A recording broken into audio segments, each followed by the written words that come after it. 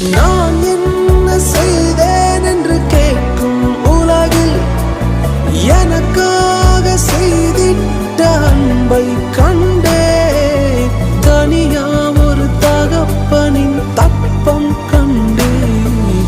ஏனோ ஏனோ ஏன் இங்க முழுவை